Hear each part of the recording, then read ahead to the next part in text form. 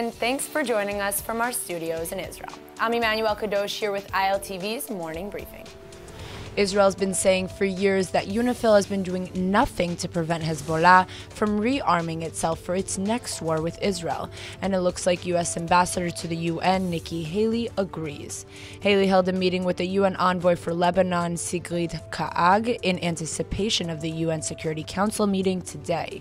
They were set to discuss how and if the UNIFIL peacekeeping force is fulfilling its directive. According to a statement put out by the U.S., Haley, quote, expressed alarm over the buildup of weapons by Hezbollah and has stressed that the international community, quote, must apply more pressure on Hezbollah.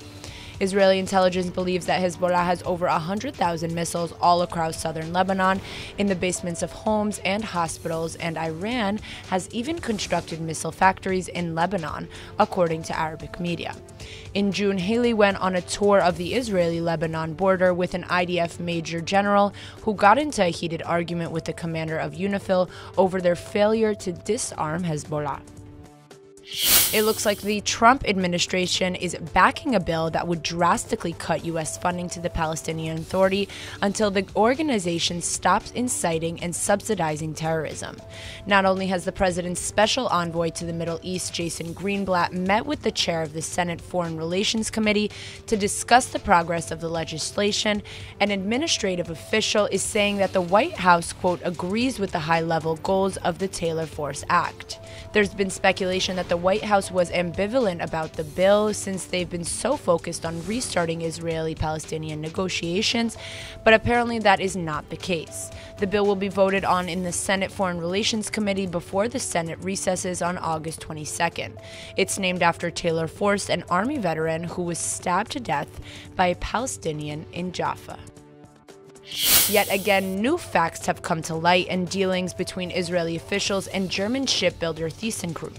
This time, the story revolves around Israel's level of involvement in a deal where Egypt acquired 4 submarines from Germany in 2014. Prime Minister Benjamin Netanyahu, in a Wednesday conference, denied that there even is a connection, adamantly stating that, quote, it wasn't Israel's decision, it was Germany's. We didn't decide to approve or not approve the deal. The problem is that in a newly surfaced document found by Yediot Achronot News and a German research nonprofit, it would appear that Netanyahu is lying. The new document shows that in talks between submarine builder ThyssenKrupp and Cairo in 2009, Israel was required to sign off on a final deal. The controversy comes in 2014 when Israel allegedly approved a second submarine deal for Egypt without telling the relevant department heads in the defense ministry. Despite the new revealing information, Netanyahu remained confident, repeating that he had nothing to do with the case. In efforts to help the victims of the civil war in Syria, the IDF has just transported 360 tons of food, 77 tons of clothing and shoes, about 500,000 liters of diesel fuel, and dozens of generators and water delivery systems to over 200,000 Syrian citizens. These citizens come from 80 different villages and towns in the Syrian Golan Heights and are controlled by 9 ISIS-related rebel groups. Stretching 40 kilometers long, the strip of land goes 15 kilometers deep into Syria.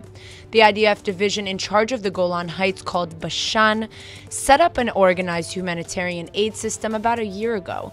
A special unit was established headed by Lieutenant Colonial A, who previously served in intelligent positions in the past as well as the civil administrations in the Gaza division and Judea and Samaria. According to Jewish media outlets, in just 2 weeks, a new IDF clinic will be built on the border with Syria at an old IDF post.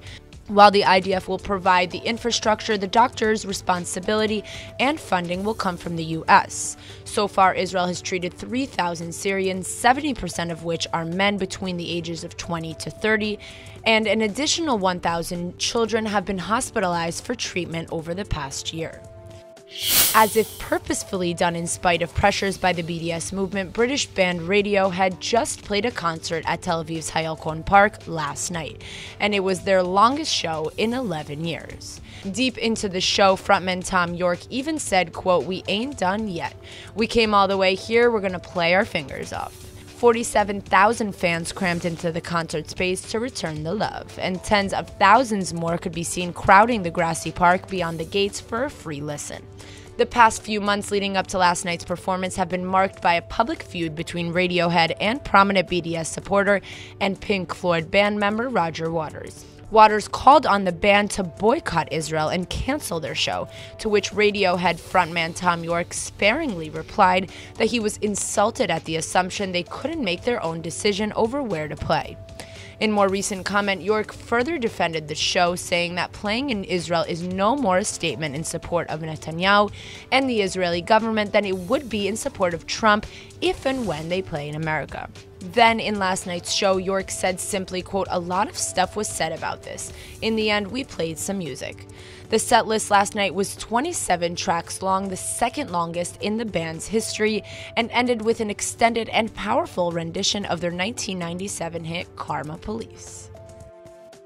That's all for now. I'm Emmanuel Kadosh, and see you later with our main daily broadcast from Israel at 2 p.m. Eastern Time.